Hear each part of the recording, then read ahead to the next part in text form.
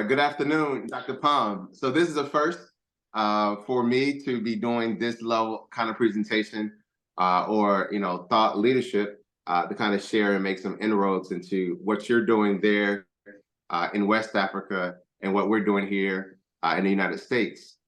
First of all, it was a pleasure to meet you, and thank you so much for making the time on such short notice. Thank you, John Jordan, for Remix, for allowing the connection. And we were talking, there in Senegal about connecting you with some existing relationships here in the United States. And immediately I reached out to my contacts here, and we have Jamie Walters of Avos. And also Jamie is doing some groundbreaking and incredible transformative projects with bamboo that also can enhance your project. And so, I've already briefed Jamie and his team on what you're doing.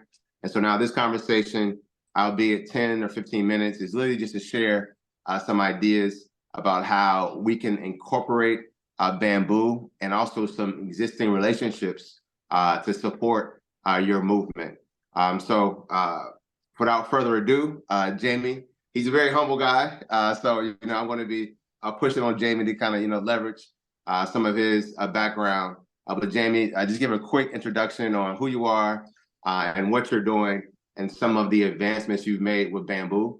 And then we'll talk about the business cases that are applicable for REDES and the Ecovillages in the Sahel and Mauritania.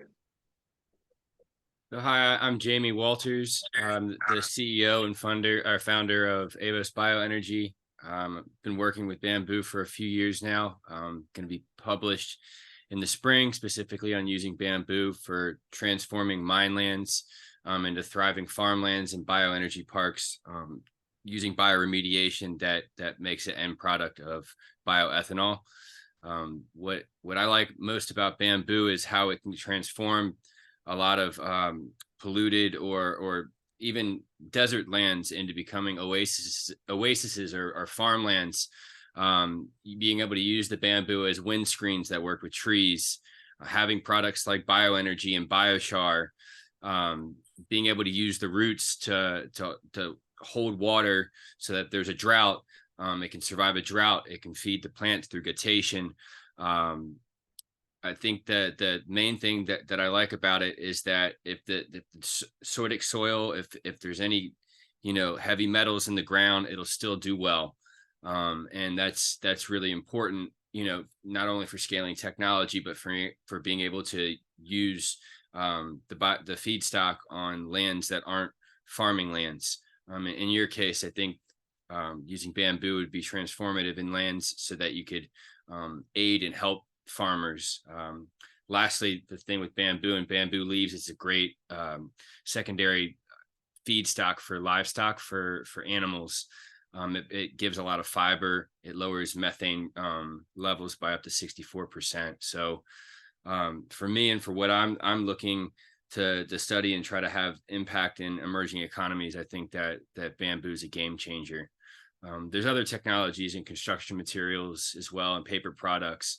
But for us, for right now, we're mainly focusing on bioethanol and for ecological restoration. So thank you so much for your time.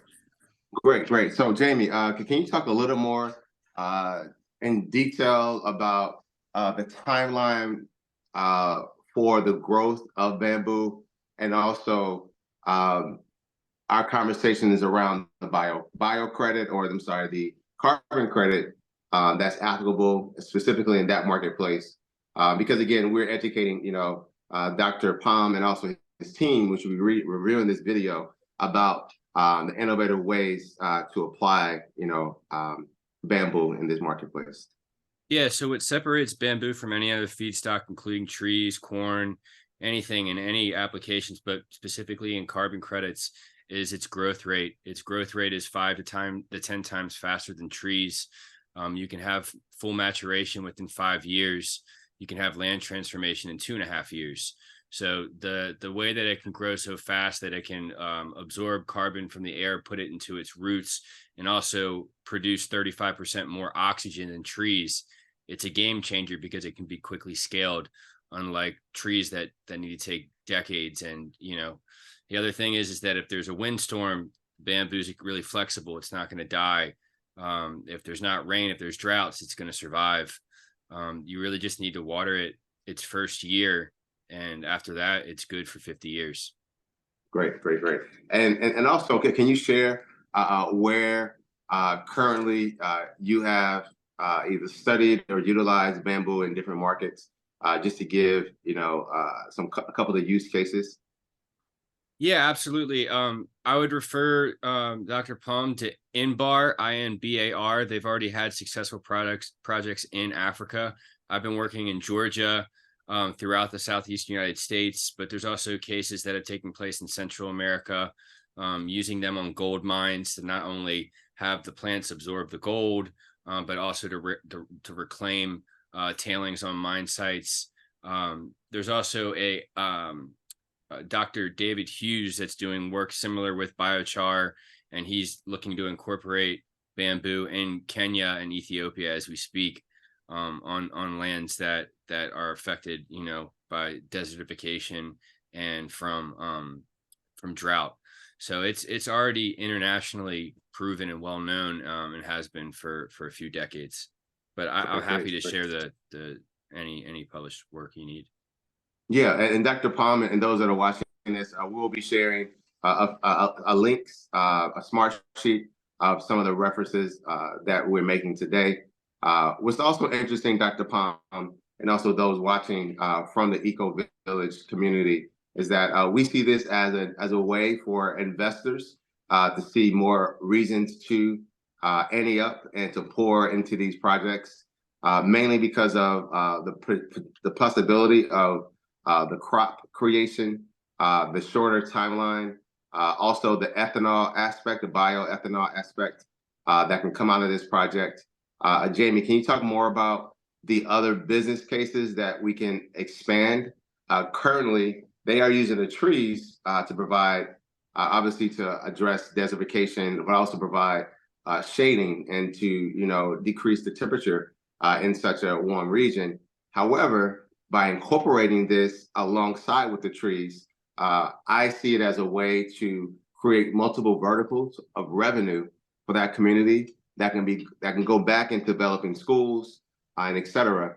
So we'll talk about that, and then we'll follow up with how we can use bamboo as a resource to build homes, construction, and et cetera. So business cases first, and then we'll go into how we can use bamboo for supporting the infrastructure in that region. Sure. So bamboo already is a over $72 billion industry worldwide, specifically in the building sector, as well as the paper sector. So you can use it for building materials. Bamboo is already a shade crop or a cover crop. It does extremely well with that. It outcompetes nitrogen and phosphorus, but it also grows well with trees. So if you're having windscreens, it'll fill in the gaps from the trees, and also from the very bottom of the ground all the way to the top. You won't have the gaps. Bamboo works, for sediment runoff on farms. It absorbs 100% of the sediment runoff. But getting back into the business, on the ethanol side, India just invested $450 million into making biorefineries for ethanol. And in the Philippines, a company Rhizome just got $100 million of investments that's going to be paid back in carbon credits because of the large quantities of carbon that it absorbs from the sky and stores long term. So it's internationally proven, and it's only going to expand and get bigger in the next 10, 15 years. Right. So, Dr. Palm, we see that as a way from the existing land that once was unable to be a resource, by incorporating bamboo into this model, we can find multiple verticals now to make it a viable investment, not just a eco solution, but a economic solution that will make it even more self-sustainable, thus attracting more investors, and also open inroads for university partnerships. So Jamie, can we talk about, I know you're doing some things in Massachusetts, and as well as we're creating some partnerships here in Maryland with higher education. around workforce development, which is kind of why, I'm here to drive workforce and technology development. So can you talk more about your relationship with Dr. I forgot his name, but the gentleman that you mentioned earlier in this call, and what we're working on now as it relates to the university relationship with this project? Yeah, so I'm working with about a dozen researchers at WPI, including Professor Mike Timko and Nima Rabar. With Professor Timko, we're working on the biofuel side, but we're also working with Professor Rabar on turning bamboo into materials stronger than steel. In that, we want to leverage these technologies to create a digital research network so that students can have a gamified kind of like opportunities to create new IP and to empower students in an unprecedented way, as well as the teachers. We're looking to use, new technologies such as VR, AR, and AI to assist and give kind of cheat codes so that we can get the fastest new innovation that can scale up today and not 10 years from now as soon as possible. And it's imperative that we're getting people that are systemically disadvantaged the first opportunities, not only because it's the right thing to do, because I believe you're going to get the best innovation that way. Everything that we're trying to do with WPI, with USG, with University of Maryland, with University of Georgia, our main goal is to be able to scale these in regions of the world such as yours, as well as Southeast Asia and Central America, places where bamboo can grow well, but they can also do the most impact and as quickly as possible. So that's our focus, and we are completely aligned in that mission. Right. So, Dr. Palm, the concept that we have is once we're moving the needle here with our universities, we'd like to also introduce this to the University of Senegal, where you are a professor there. And we know that universities respond to funding. So because we are looking at gaining funding relationships, we're looking at driving some funding streams there now to create a program there where students at the university can now join this pipeline talent development concept and now become the owners of this new industry that we're looking to develop within your marketplace, which is the greater Senegal region. So that is where we see another benefit to this concept. Another concept that we would like to add is the incorporation of solar and also tech. Obviously, Black Meta Agency, our mission is to create a pipeline of 1 million BIPOC and women into the emerging tech space. And we know solar has been a very well responded to resource across both underdeveloped and also developed regions. And incorporating this as a tool is another way to increase carbon credits, but also to increase the dynamic aspect of this project. So that is another aspect that we're looking to drive with this. Jamie, can you talk about, just in a perfect scenario, the process of them receiving bamboo, and what does that look like for someone that has never worked with bamboo and now incorporating this into their project? What are some of the major milestones to get this bamboo plant inside of their ecosystem there in Senegal? We've already seen a few use cases where there's been success in Africa, whether in West Africa or East Africa, being able to clone the bamboo and populate it fast. The beautiful thing about bamboo is once, specific types of bamboo, once you put it in the ground every year, it's going to grow more and more and more without replanting. And that really, separates it from other feedstocks. So there's already been proven cases where it works. It's very easy to do.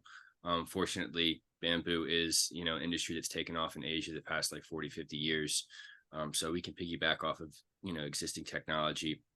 It's not very expensive, specifically something that where you have labor that's available, cheap labor that's available, you'll be able to keep costs down and be able to produce a lot of bamboo plants relatively quickly. Yeah, and so because I'm a hit the ground running type of guy, what would I guess give me a small cost of if we wanted to do a pilot program, let's say with, I don't know, 5,000 square feet just as a test run. What would that look like as an investment for bamboo? And that was a very small space. It's like 5 homes here in the U.S. Yeah, it wouldn't take much, honestly. The plantlets can be anywhere from $4 to $5 a plant, but if we're cloning it using micropropagation, you're just talking about the expenses of the materials. So I don't know. I don't know the economics very well, but this isn't going to be something that's like $1 million. This isn't going to be something that's $500,000. It's going to be relatively inexpensive and extremely doable.